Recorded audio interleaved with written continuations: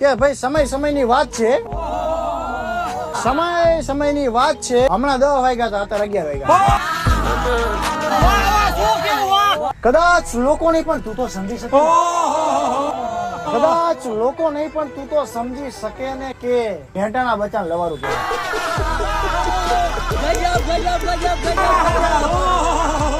મને એને જાતા જાતા કહ્યું કે કુકરની સીટી ગણજો, તેમ થાય એટલે બંધ કરજો. એક તારા નામની રેખા હાથમાં છે, એક જ તારા નામની રેખા હાથમાં છે, બીજી બધી પગમાં છે.